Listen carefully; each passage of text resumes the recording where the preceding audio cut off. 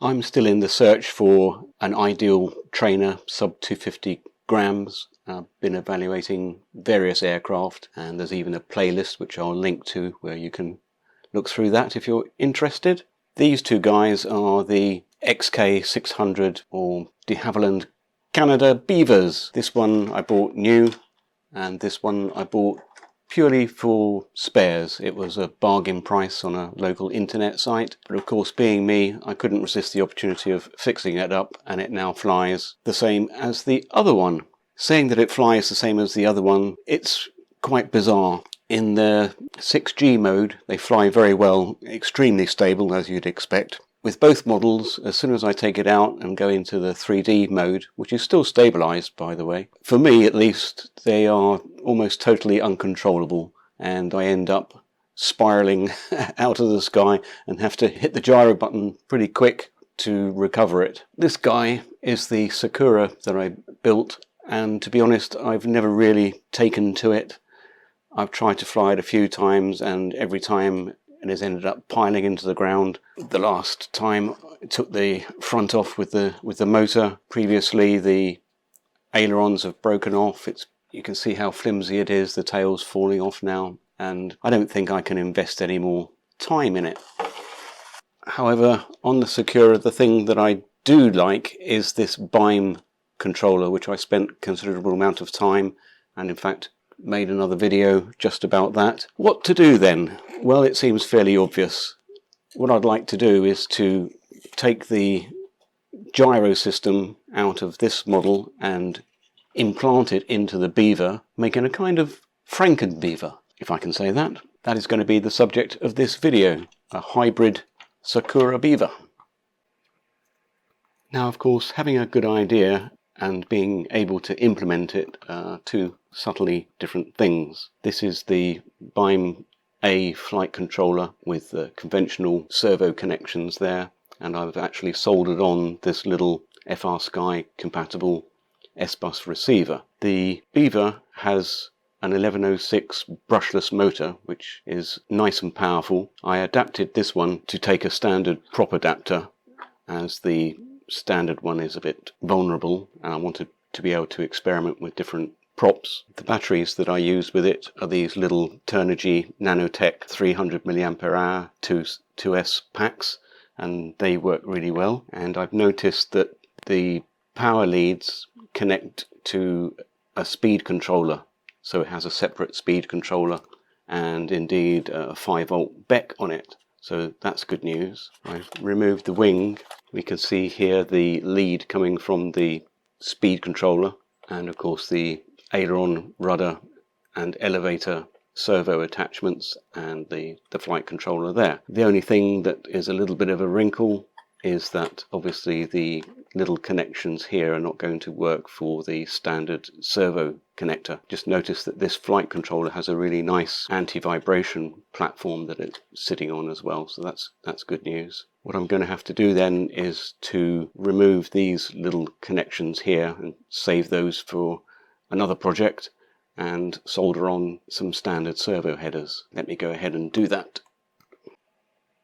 The transplant is finished now. We're not quite sure on the state of the patient. Finding the leads to replace the servos with was quite straightforward. Each one of the byme controllers comes with one of these leads to hook it up to the receiver, but as you saw, I solder my receiver straight on. So two of those cut in half, job done. Always keep the little connectors for spares. You never know when you're going to need them. One interesting point.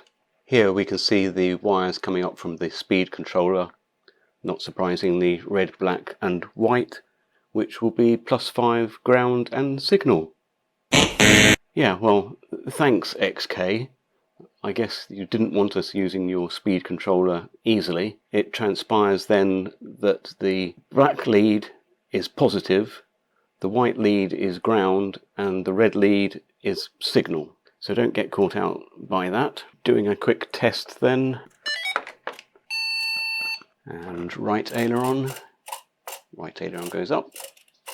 That's correct. Elevator stick down, elevator goes up. That's correct. Rudder to the right and rudder to the left. All is good. Throttle active. Now you'll have noted that I took the propeller off. Even with a small propeller like this, you should do that, as messing around with these gyro controllers and flight controllers in general, things can start up when you least expect it. At least then, in principle, things are working. A quick check now of it in the stabilized mode. If we bank it to the left, then we can see the right aileron go up, and vice versa. If we pitch down, we can see the elevator go up. If we pitch up, we can see the elevator go down. Level flight then will be something in that attitude. All that remains now then perhaps is to wait for some suitable weather and see how she flies. Another good flying day. There's a slight breeze, but hopefully the new flight controller in here, the byme-a, will cope with that. Let's try it and see.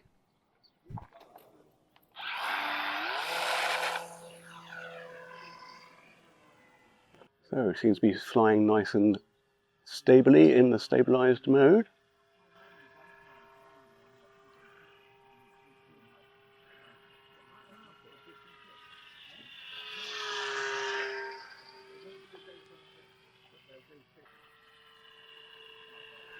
A nice slow fly that.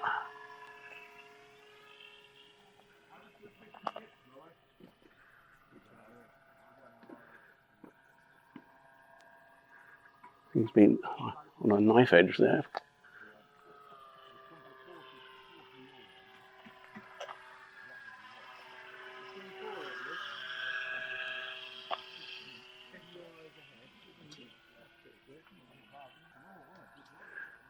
Does seem to be flying rather strangely, but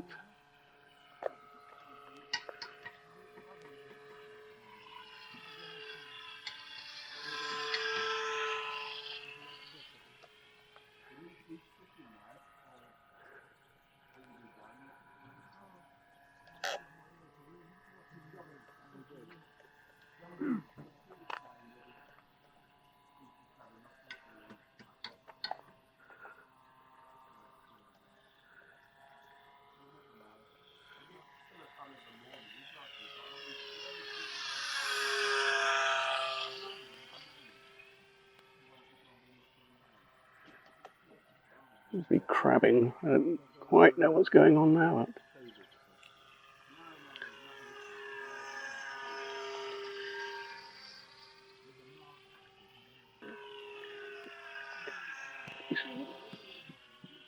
Flying quite nicely. I think I need to check the control surfaces.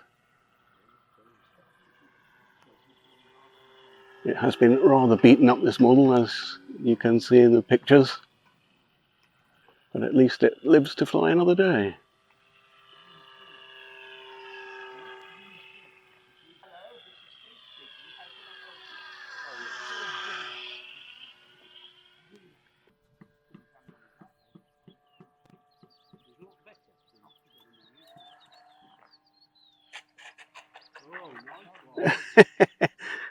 On the tarmac.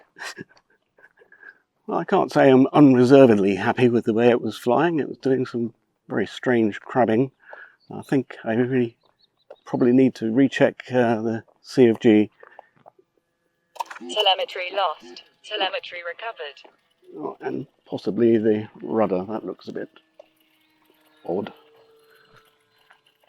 At least it's down in one piece, which is more than can be said for many other attempts.